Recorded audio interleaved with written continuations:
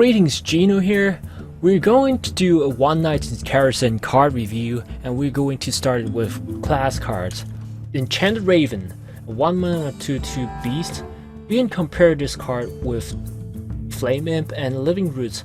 And first of all, the Flame Imp, which we all know that Flame Imp is a very strong minion in Zoo. It's a 1-mana 3/2 compared with Enchanted Raven. 1-mana 2/2. Enchanted Raven only has 1 attack less, but they both have 2 health, which means your opponent cannot clear it with just using hero power, otherwise they would take a plenty amount of damage. And then after playing Enchanted Raven in turn 1, you can play Mark of Yashar in turn 2, which buffs your Enchanted Raven to a 4/4, and it also gives you another card. When you compare Enchanted Raven with Living Roots is a 1-mana 2/1/1, 2 saplings on board, and those tokens can be cleared by hero power, but Living Roots has more flexibility than Enchanted Raven, because Living Roots you can play later in the game as a removal. You don't have to wait for a turn to attack your opponent's face. You can just go directly to the face from your hand if you top deck it and find lethal. In normal Druid deck, in non-beast Druid deck, I still think Living Roots is a little bit better than the Enchanted Raven. And then we have the Menagerie Warden, which is a 6-mana 5/5 battlecry. Choose a friendly beast, summon a copy of it. And Blizzard really wants Beast Druid to happen. Obviously, this card is only playable in Beast Druid, and the battle cry effect is very powerful. It summons a copy of a friendly beast, so you can play Druid of Claw on turn 5 and then follow up with Menagerie Warden on turn 6, so you get double 4/6 taunt on board and a 5/5. And the 6-mana 5/5 is okay. Even without Battle Cry, I think it's okay. So I think this card is going to be very powerful in Beast Druid deck. Next we have the Moonglade Portal. Restore 6 health. Summon a random 6-cost minion, which is a 6-cost spell. And I would compare this card with the Ancient of Lore. It's a 7-mana 5/5. And choose one, you can draw a card or restore 5 health. Most of the time we go for the draw card option. We don't play Ancient Lore anymore because it's not that great. And without the draw card option, the Moonglade Portal seems to be a worse version of Ancient Lore. You can only restore health. I don't think it aligns with the current Druid deck archetypes. I don't think this card is going to be popular in the meta. Alright, next card, it's a Hunter card, which is 2-mana 1/1 beast, Kindly Grandmother. Death Rattle summon a Big Bad Wolf, which is a 3/2 beast.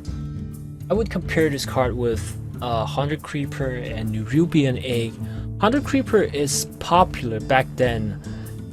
Before standard in Hunter, it is a 2-mana 1/2 Death Rattle, summon 2 1/1 Spectral Spiders, and this is a very good card that synergizes with Knife Juggler. So when you play Knife Juggler and you send your Hunter Creeper into your opponent's 3/2, you have 75% chance to kill that 3/2. But with Kindly Grandmother, it's not that easy. And Kindly Grandmother can in fact be cleared by the opponent's hero power, which makes it a little bit weaker than a Hunter Creeper on this aspect as well.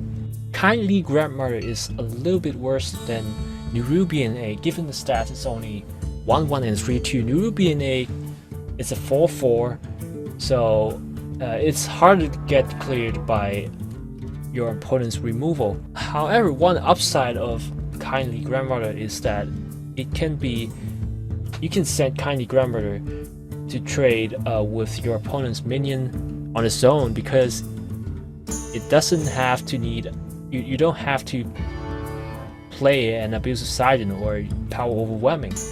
Well, I don't think this card is super powerful. It is not a big threat against your opponent if he doesn't kill the 1/1 so that you can have a 3/2. So I think this card is just okay. As opposed to some people saying that it's a OP. Cat Trick, 2-mana secret. After your opponent casts a spell, summon 4/2 Panther with Stealth. Well, a 4/2 Panther with Stealth in the cost of 2 mana is attractive, but you cannot guarantee you get the Panther every time because your opponent can just play a minion or maybe just weapon, maybe or just hero power. This card is not that stable. I don't think it's good in the current archetypes of Hunter, nor it is not a control card neither. Clocked Huntress, 3 mana 3/4, your secrets cost 0. Well, this card is going to be great, I guess.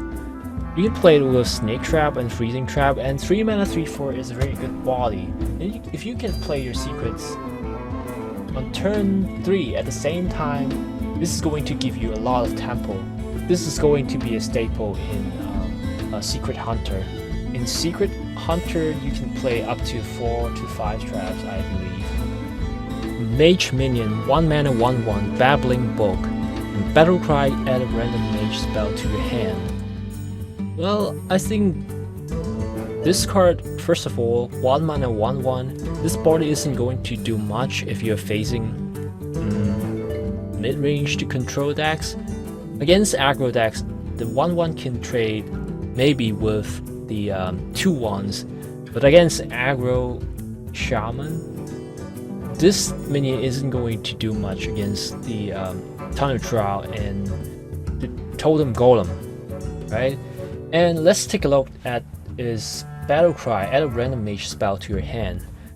Well, mage has plenty of useless spell, so the Battle Cry isn't very decent as well.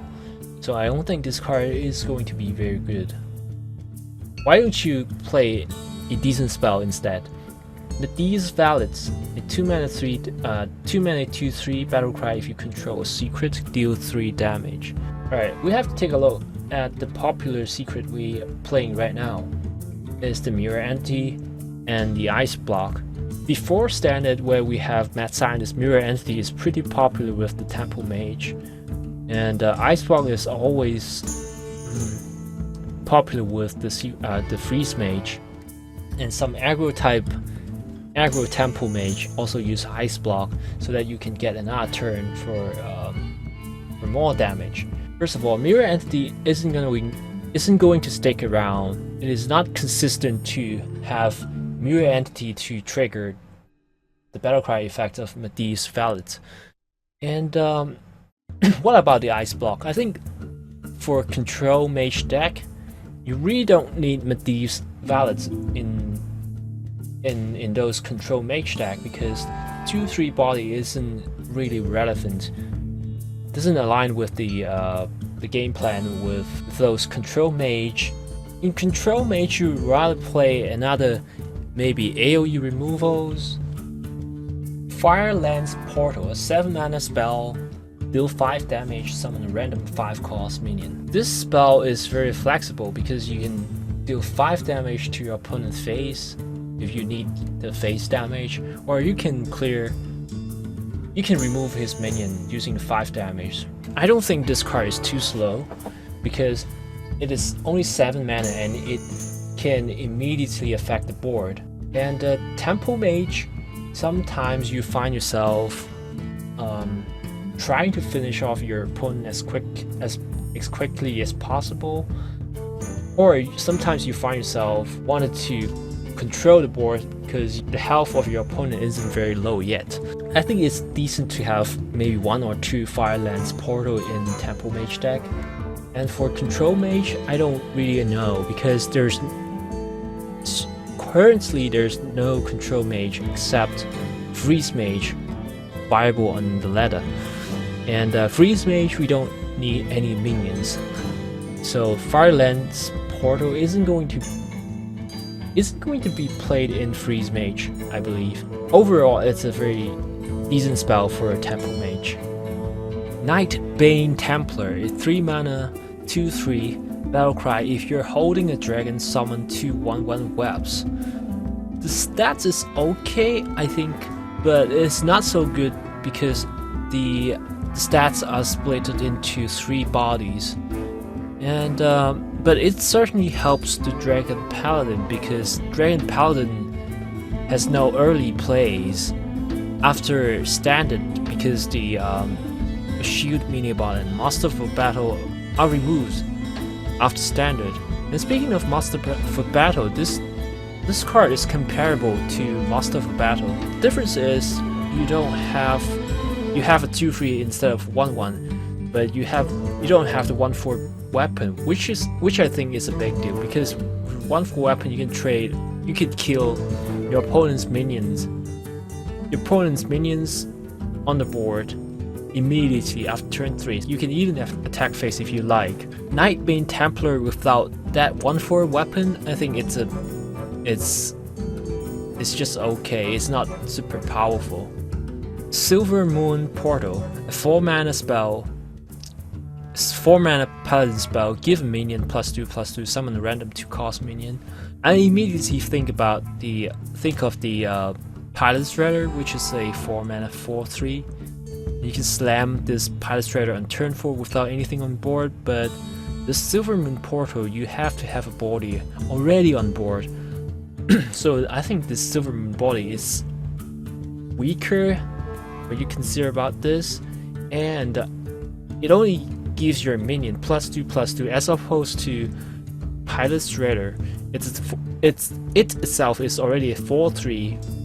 Of course, Pilot Shredder is a very powerful minion, but 3 stat difference is very big, and given the condition, you have to have a body on board to play Silver Moon Portal. This makes the Silver Moon Portal weaker. And if I really want to play a buffing spells on turn 4, why don't I play Blessing of Kings? Blessing of Kings already contests that 4 mana slot, so I don't think Silver Moon Portal is better than the Blessing of Kings. Ivory Knight, 6 mana 4/4 battlecry, discover a spell, restore health to a hero equal to its cost. 6 mana 4/4 is obviously not good enough, but you discover a spell, which is a big thing in Control Paladin. And in Mage, you have Evil Conjurer, which is battlecry, discover a spell. It's a 6/3. I think that body it's a little bit worse than Ivory Knight because of the health. Actually, they are quite identical, but every Conjurer is worse against aggro with something on board, or it's not that great against removal, but they both discover a spell. Obviously, Ivory Knight is gonna be played in Control Paladin. You can play it in Control Paladin because it restores health to hero according to the cost of the spell you discovered. Normally you would want to find quality consecration. That's why you run a lot of card draw in Control Paladin. And sometimes you also want to have Enter Coliseum, but of course we don't play that card in Control Paladin deck. Ivory Knight, I think it's going to be okay in Control Paladin. You may want to play 1 or 2 in Control Paladin. Personally, I think this interesting card to play with because there's a lot of Paladin spells that you can discover, and which is not used by normal Paladin decks. But worst case scenario, you might discover 3 Paladin secrets that only heals you by 1, and your opponent knows that you're likely to have 1 secret discovered. This might be one potential issue of this card. Purified, a 2 mana priest spell. Silence a friendly minion, draw a card. Obviously this card is going to be used with Ancient Warrior and Ares Statue, but this kind of silence priest archetype isn't going to be popular because, first of all, this is a 2 cards combo. These cards alone aren't going to do anything by itself. After trying the Silence Priest deck for a while, I don't think that Archetype is good enough by just having 1 additional card in the deck. So, and other than this Archetype, the 2 mana, this 2 mana spell Purify isn't going to do anything. We won't include this card into other Priest Archetype. So I still believe that this card is garbage. Priest of the Feast, 4 mana 3/6, whenever you cast a spell, restore 3 health to your hero. Stat-wise, this card is good, because it's a 3/6 you can trade with smaller minions and you can heal it back with your hero power, which Priest cannot do this kind of thing before, because Priest doesn't have a very good minion. And now we have this, Priest of the Feast. So it enables your hero power, which is good. Other than that, I don't think restore 3 health to your hero is necessarily good, because you have to use a spell. Overall, I think this card is average. And the next card, Onyx Bishop. A 5 mana 3/4 Battlecry summon friendly minion that died this game. The Battlecry effect is identical to Resurrect, 2 mana pre-spell. We aren't playing the Resurrect, but I think this Onyx Bishop is going to get played because it's a 5 mana instead of 2 mana. It also provides you a 3/4 body. So in case you played an Injured Blade Master on turn 3, and then you played the Priest of the Feast on turn 4, which is the last card. This is also a new card for Priest. And then you play this card, you have a chance to have the Injured Blade Master 4/7 or the 3/6. I think it's okay. If the Onyx Bishop died on maybe on turn 5, on turn 6 if you play the Onyx Bishop again, if you're that unfortunate that you resurrect the earlier Onyx Bishop, you get 3/4, double 3/4 for 5 mana. Is this worth? I think it's still okay, but it's unlikely because you have a Injured Blade Master died, you have Priest of the Feast died, and Onyx Bishop died. Maybe you don't want to play. Maybe you don't want to play Onyx Bishop immediately. Maybe you want to play something else, and then come back later and play the Onyx Bishop, so that you have higher chance to have something bigger. So maybe on turn 6 you play Sylvanas, turn 7 you play something else.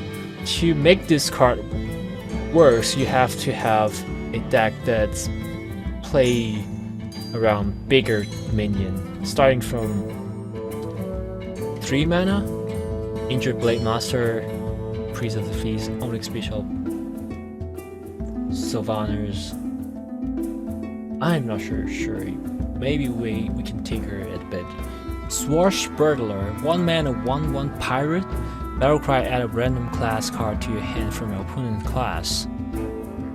This card is very like the Undercity Hearthstone, which is a 2 mana 2/2 Death Rattle, add a random class card to your hand. These 2 cards, it's relatively low cost, which can help you to combo with other combo cards such as Eviscerate, SI7. And what is interesting with these 2 cards is we have the next new cards of a rogue, which is 5 mana 5/6 Avril Peddler, and Battlecry reduce the cost of cards in your hand from other classes by 2. 2 low cost cards helps you combo with the combo cards of the rogue, and Avril Peddler makes it better to play the cards from the other class. So if for Avril Peddler 5 mana 5/6, the body stat is already worth the mana, and the Battlecry effect, if it hits 1 or 2 cards, is gonna be beneficial tempo wise. Maybe we're gonna have some tempo rogue on the ladder soon. with these cards. Next we have Deadly Fork, 3 mana 3/2 Death Rattle add a 3/2 weapon to your hand. And the 3/2 weapon is like this. It costs 3 mana to play it. And it's Sharp Fork, 3 mana 3/2, does nothing, it's a blank card. I don't think Deadly Fork is gonna be good because first of all, itself is not very strong, and second, it is not synergized with anything else, so it's just a normal card for the time being. Spirit Claws, 1 mana 1/3 Shaman Weapon, has +2 attack while you have spell damage. Currently we don't have any Shaman archetype that builds around spell damage, so I don't think this card is going to be good, because on its own it's not gonna do anything. 1 mana 1/3, what you gonna remove? Maelstrom Portal, 2 mana Shaman spell, deal 1 damage to all enemy minions, summon a random 1-cost minion. At the first glance, this is definitely a better version of Arcane Explosion, which is also a 2 mana spell that deals 1 damage to all enemy minions. Well, the reason we don't play Arcane Explosion is that it's not worth spending a card to deal 1 damage to all enemy minions. Not many decks have lower cost, lower health minions, so even against aggro Shaman, the Arcane Explosion aren't going to do anything to the board, because the Shaman minion has different healths. They have a 3/4, they have a 1/3, so this kind of AoE isn't going to affect the board effectively. So I don't think this card is going to be played. Next we have Wicked Witch Doctor, which is a 4 mana 3/4. Whenever it casts a spell, summon random basic totem. Well, this card is comparable with the Tusker Totemic, which is a 3 mana 3/2 summon a random totem.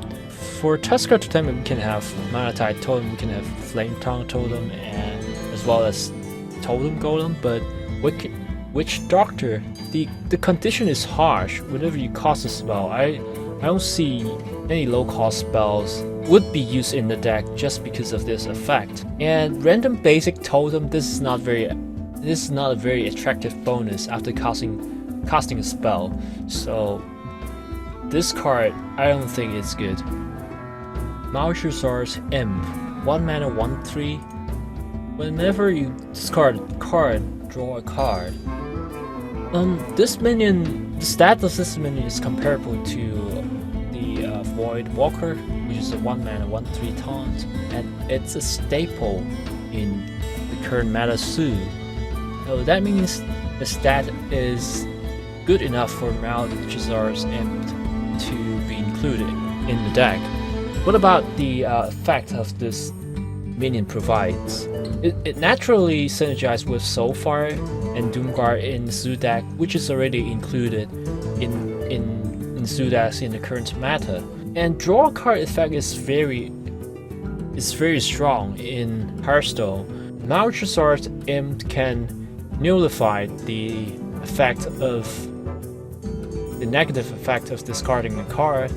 Then this is going to be a very strong minion itself. You can even keep this minion, so maybe in turn 1 you want to play Flame Imp, you don't want to play Malchusar's Imp because you're keeping the Soulfire alongside with the Malchusar's Imp. And turn 2 you could play Malchusar's Imp and then Soulfire, and Soulfire is going to discard a random card, but it also draws you back another card because of the Malchusar's Imp. I think this is a very powerful effect.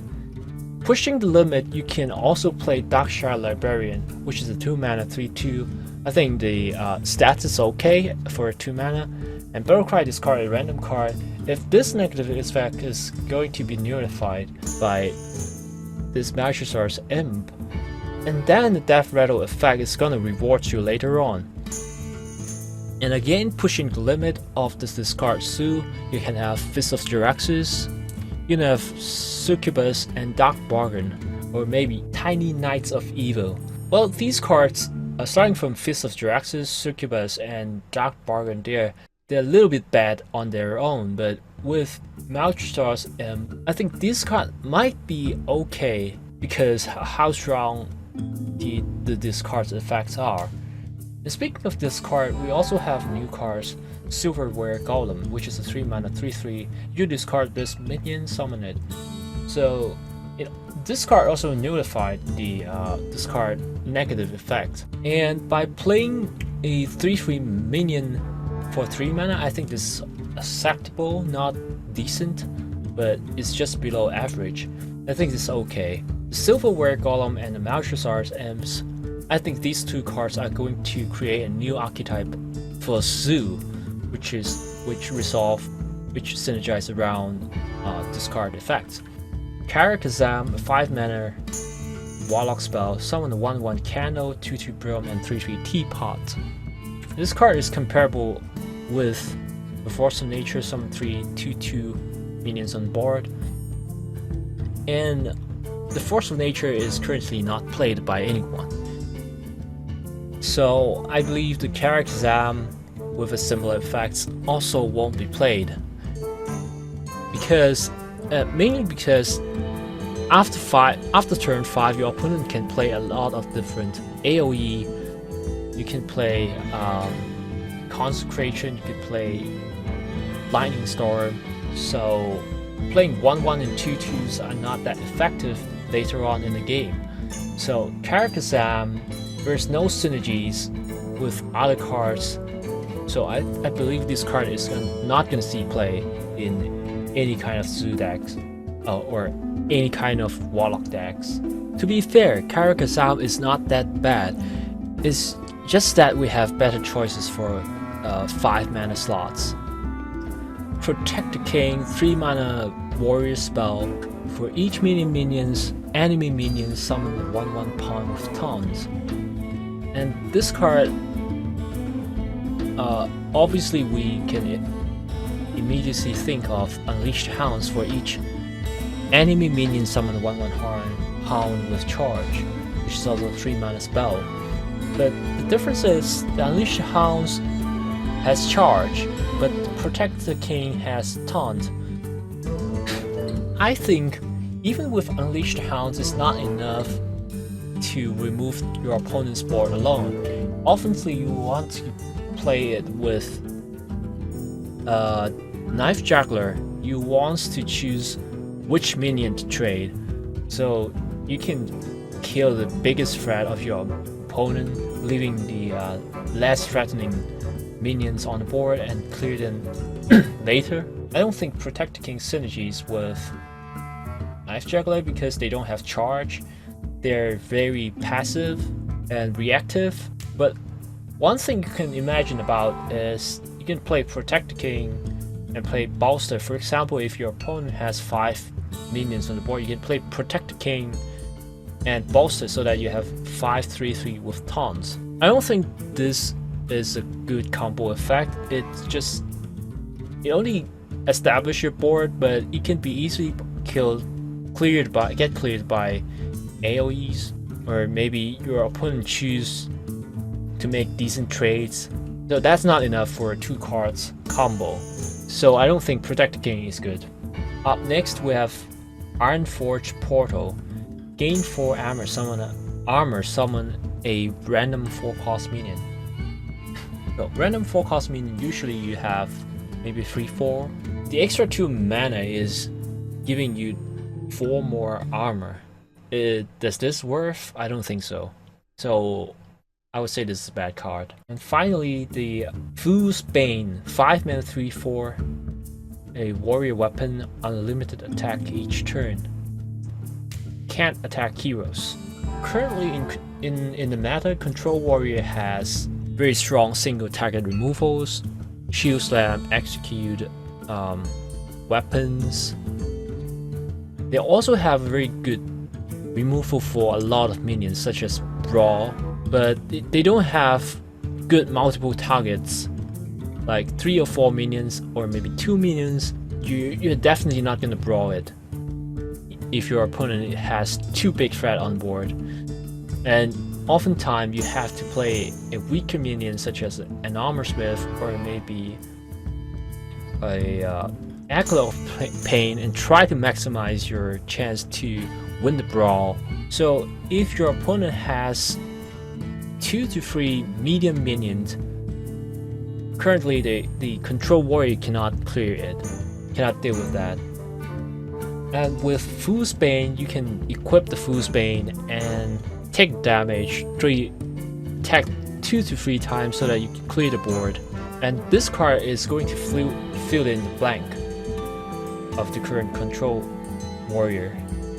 You also have Valid Illusionist, which is a 3 mana 4/3, and during turn your hero is immune. This is also a new card from One Night in Karazhan.